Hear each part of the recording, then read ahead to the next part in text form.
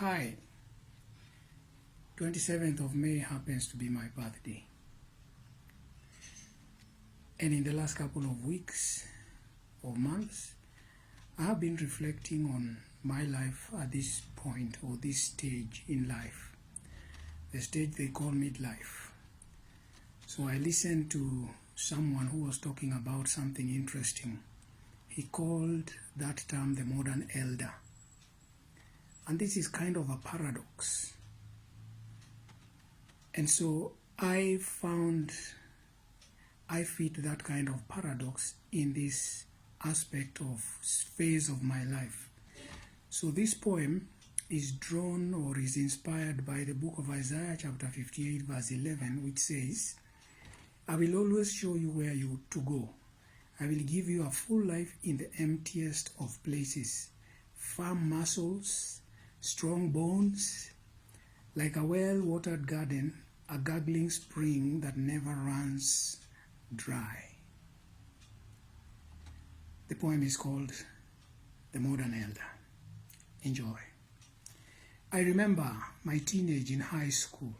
Friends were mesmerized by my beard. They thought that I looked kinda cool. A sign of aging felt both good and weird. Now fast forward to nearly 30 years later. Teenage youths are now a seasonal thicket. My barber visits are often sooner rather than later. Lately, age has thrown down the gauntlet. See, the shoots are no longer purely black. The sprouts have a coating of white. Initially, it was just isolated strands in contrast stack. White and black collage is now a regular sight. To be honest, this upgrade due mixed reaction. Much different from the high school enthusiasm, this come too early was my reflection. 50 plus was the ideal age for gray hair baptism. I wasn't ready for this. We are in a context where your youthfulness sells. Our desires are caressed by a ticket to remain fresh. To fit in while aging has cast unusual spell. To look like 20 at 40, we hit the button refresh. Age defiance has become a contest to be won. The winners hope for a crowning of validation. But as things go wrong from effort of our own, cheers turn to lavish servings of humiliation.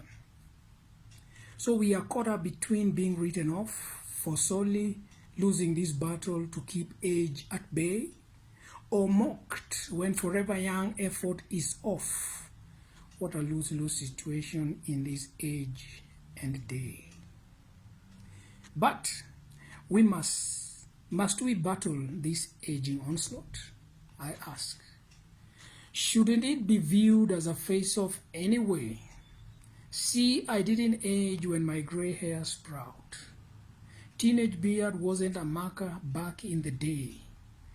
A 3-month-old me showed signs of aging. A physical variation from the day-old me version. But baby milestones were tracked in clinical grading. Nurses, doctors, parents worry at signs of stagnation. I dare say we can revel in aging's new look, pronounce the wonders of its unique outcomes, while we mitigate gradual loss of youthful look, focusing not on who we were, but who we become. Aging is certain, I admit. How we engage is up to us. You can fight it outwardly, but you will still lose. Or partner with it inwardly and live victorious. See, aging isn't the enemy. It's what you choose. Mobility has helped me partner with age better. Experts say age causes the hippocampus to decline, which leads to an increased risk of dementia. But movement mitigates this age-related decline. The body I inhabit is my lifelong infrastructure. Like Eden, tending it promises more freedom later. As I journey through age, I'm careful how I nurture. I'm not in conflict with my outward aged matter. Don't get me wrong, I know the vagaries of midlife. Perhaps this youthful fight is a last-ditch attempt to clarify our significance from this internal strife, driven by hyper-aware of a finite life preempt. I'm reminded my life is not my own in Jeremiah. When I was young, I owned, drove it like a captain. In midlife, I struggle with my life's stubborn quagmire. That renders my best of plans doubtful, uncertain. I've been richly blessed with gains over the years, but I've suffered deeply with losses I can account. These God-led moments have brought joy and tears, showing me I'm no self-made, alone I cannot surmount. My goal now and beyond is not to cling to youth, instead to keep my joy alive tending to my inner child. I'll stay connected to a digital world with the truth, capital T. My inner world is a blend of the domestic and the wild. As an elder, I have wisdom balanced with wonder. I choose to blend my confidence with curiosity. Experience has given me depth tempered with delight. I'll be driven by strategy refined by spontaneity.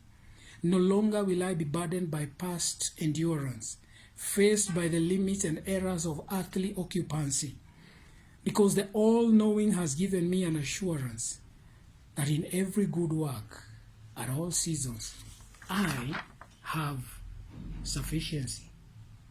The Modern Elder. Thank you.